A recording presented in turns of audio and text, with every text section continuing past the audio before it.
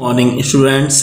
BEd second year अर्थात BEd द्वितीय वर्ष बीएड सेकेंड ईयर में पेपर 10th जिसका नाम है क्रिएटिंग एंड इंक्लूसिव एजुकेशन अर्थात एक समावेशी शिक्षा का निर्माण यूनिट 3 इकाई 3 के अंतर्गत आज हम जानेंगे सर्किल ऑफ फ्रेंड्स अर्थात मित्र समूह। Meaning the circle of friends अर्थात मित्र समूह से तात्पर्य कक्ष में विद्यार्थियों द्वारा सीखना और उनके द्वारा समूह में सीखना दोनों में अंतर होता है। सामान्यतः कक्षा में 40 से 50 विद्यार्थी होते हैं और कभी कभी ये विद्यार्थी 60 भी हो सकते हैं, परंतु समूह का अभिप्राय है कि विद्यार्थियों की कम संख्या समूह में 5 या 6 विद्यार्थियों का भी हो सकता है और समूह 8 से 10 विद्यार्थियों का भी हो सकता है। ये समूह 15 विद्यार्थियों का भी हो सकता है और दुर्लभ स्थितियों में तो ये समूह 20 विद्यार्थियों का भी हो सकता है। इस प्रकार शिक्षण प्रक्रिया में कक्ष अधिगम तथा समूह अधिगम दोनों में तुलनात्मक अंतर देखने को मिलता है। ये विद्यार्थियों द्वारा भी देखा जा सकता है, माता पिता के द्वारा भी और प्रबंधक संस्था द्वारा भी या किसी दूसरे अधिकारी द्वारा भी ये देखा जा सकता है। निम्नलिखित रेखा चित्र द्वारा समूह अधिगम और कक्ष अधिगम की तुलना को दर्शाया गया है।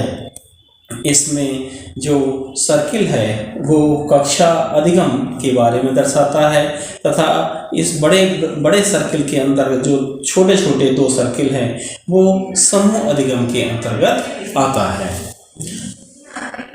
वर्तमान समय में कक्ष में बहुत भीड़ हो रही है। अच्छा उपचार यह है कि सबसे पहले कक्षा शिक्षण और इस संबंध में ये भी ध्यान देना चाहिए कि इसे पश्चात कुछ विषयों का शिक्षण तथा विद्यार्थियों को अभ्यास करवाना चाहिए। समूह अधिगम जारी रखना चाहिए। कक्ष में ये देखा जाता है कि शिक्षण अध्यापक केंद्रित होता है। सभी विद्यार्थी शिक्षण अधिगम प्रक्रिया में भागीदार नहीं होते हैं, ये बहुत सीमित रूप में होता है। निसंदेह विशेष शिक्षकों के मामले में विद्यार्थियों की भागीदारी हो सकती है। तुलनात्मक रूप से जब समूह में कार्य किया जाता है तो विद्यार्थियों को ज़्यादा भागीदारी होती है। कुछ परिस्थितियों में विद्यार्थियों की भागीदारी पूरी तरह से होती है। निसंदेह समूह में विद्यार्थी अच्छी तरीके से सीखते हैं क्योंकि वह सहज होकर अपनी मित्र मंडली में कार्य करता है। समूह बनाने में छात्र अपनी पसंद और नापसंद का ध्यान रखता है। कुछ छात्र ऐसे होते हैं जो कक्षा के अधिकांश छात्र चाहते हैं कि उन्हें अपने समूह में सम्मिलित करना चाहते हैं, जिसे हम समाजमिति तकनीक में परिलक्षित होता है। साथ ही कुछ छात्र ऐसे भी होते हैं जो उद्दंड प्रकृति होने के कारण उन्हें कोई भी छात्र अपने समूह में सम्मिलित करना नहीं चाहता है। ऐसे छात्र न स्वयं कार्य करते हैं ना ही दूसरों को कार्य करने देते हैं, बल्कि कार्य संपादन में अनावश्यक व्यवधान उत्पन्न करते हैं। कहने का तात्पर्य ये है कि कक्षा में छात्रों की विविधता पाई जाती है। इस दृष्टि से छात्र समूह बनाते समय स्वयं को ही पसंद नापसंद को वरीयता करते हैं, जो समूह निर्माण में सफल नीति नहीं कही जा सकती है, क्योंकि कुछ छात्र अलग थलग पड़ जाते हैं, उन्हें कोई भी अपने समूह में स्थान नहीं देता। अतः अध्यापक को इस दृष्टि से समूह बनाते समय छात्रों का सहयोग करना चाहिए। अगला पॉइंट हमारा आता है एडवांटेज ऑफ ग्रुप लर्निंग, मित्र समूह अधिगम के लाभ। इसमें पहला पॉइंट हमारा आता है एडवांटेज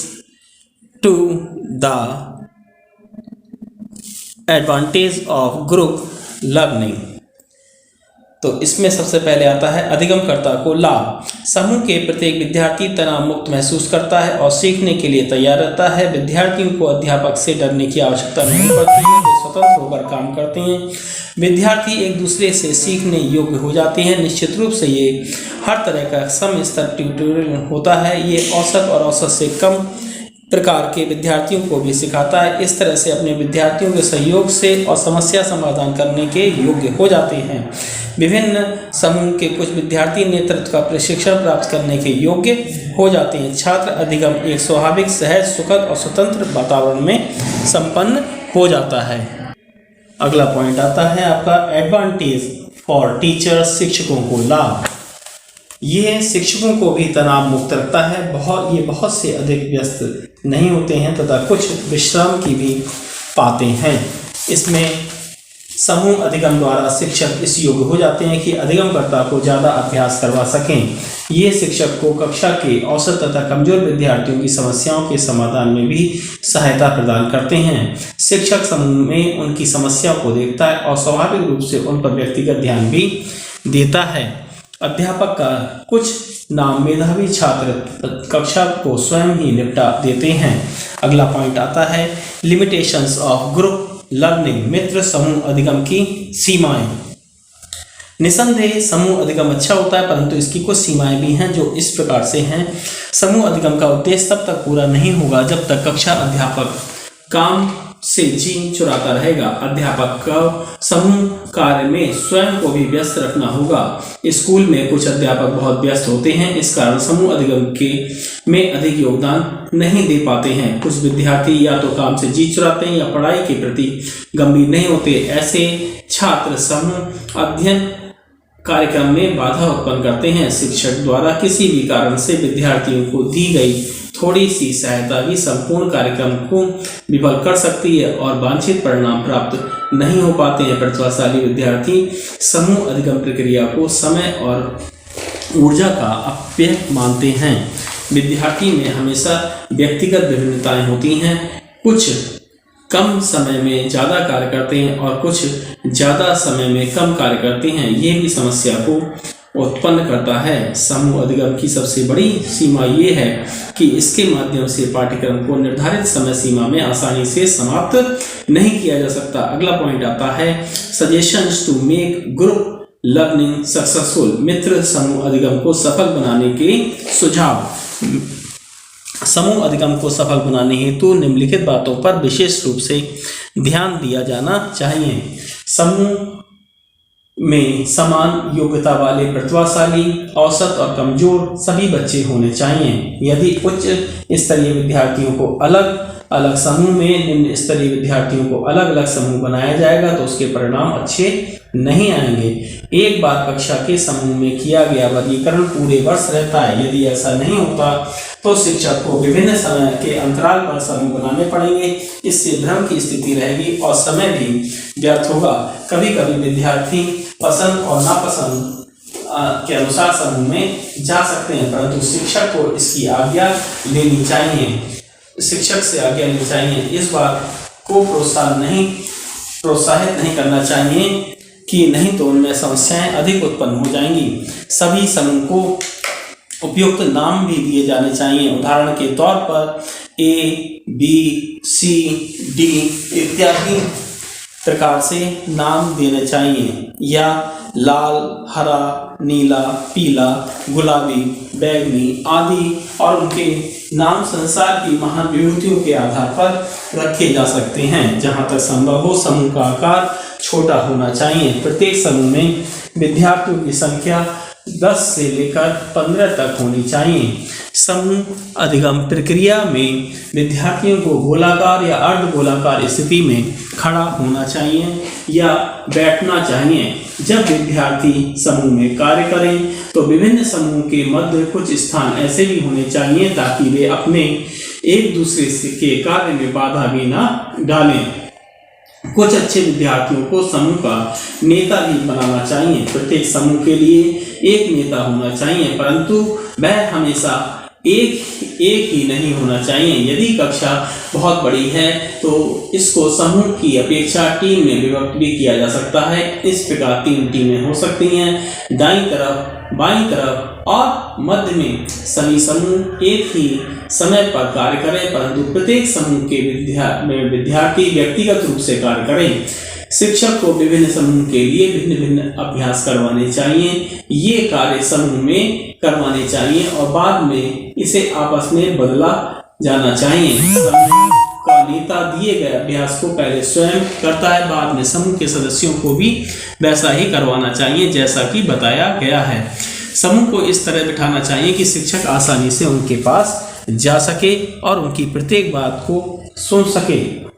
शिक्षक को ये भी देखना चाहिए कि प्रत्येक समूह अच्छी तरीके से समझ सके उन्हें क्या करना है। इसके लिए शिक्षक हर कक्षा में हर बात की व्याख्या करता रहे, उन्हें आवश्यक निर्देश और दिशा निर्देश भी देता रहे। जब समूह कार्य प्रगति पर होता है तब शिक्षक वहां पर निरीक्षण और परामर्श देने के लिए मौजूद रहता है। वह एक एक करके सभी समूह का निरीक्षण करता है तथा उनके कार्य का मूल्यांकन भी करता है।